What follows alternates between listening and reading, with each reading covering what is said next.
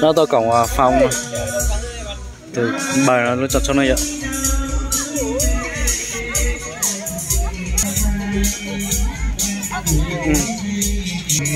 Nhưng mà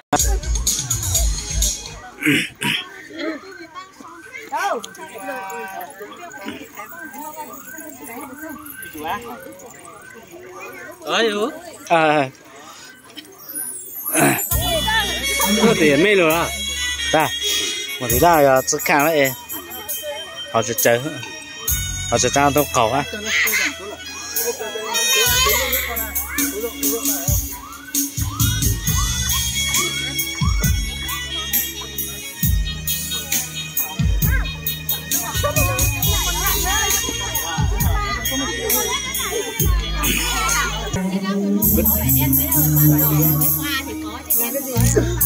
Cho ngày tháo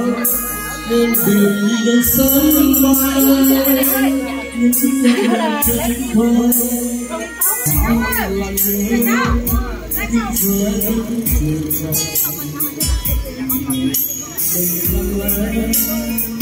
im lặng trong mưa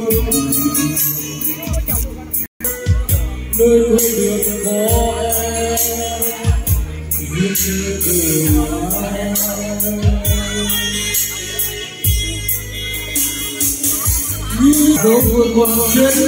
thế rồi chẳng bao giờ đó cô xin phép thấu cho cái đoạn nhạc đó có nghĩa là có bản quyền thì mong đoạn nhạc có bản quyền thông cảm nhá, tại vì hôm nay là đám cưới tức là quay video như là vi phạm cái gì thông cảm cho em nhá. Xin chân thành cảm ơn cái đoạn nhạc có bản quyền nhá. Nó chỉ nuôi nó trong đó cho cái nó giờ chị tôi còn đấy trong nó chỉ tao cho xe hả chị chỉ nhớ to này nhở.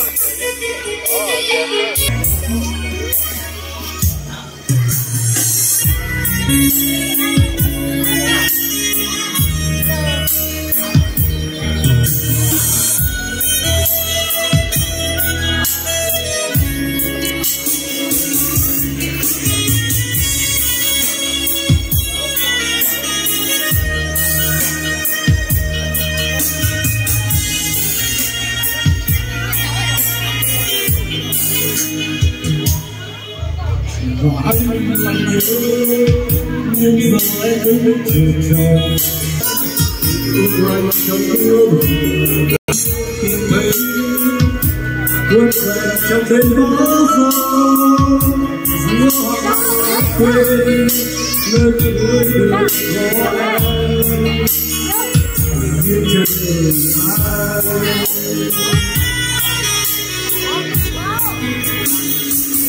nhưng chưa từng giây phút đầu tiên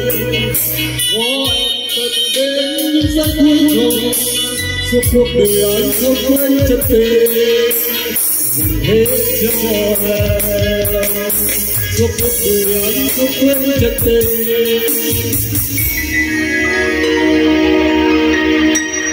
dành hết cho em.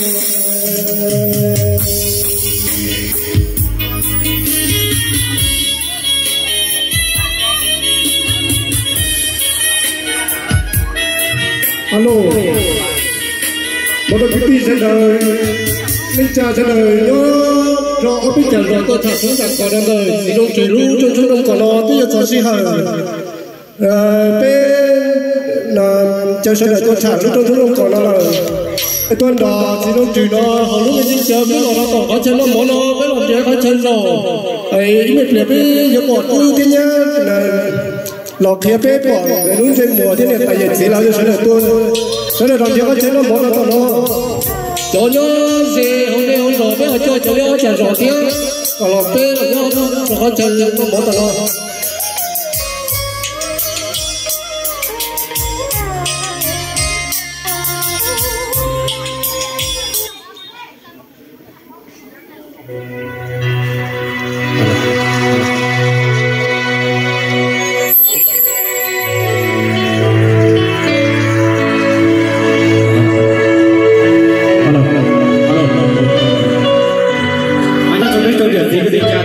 chồng nhiều sau này sẽ không được đấy nhỉ.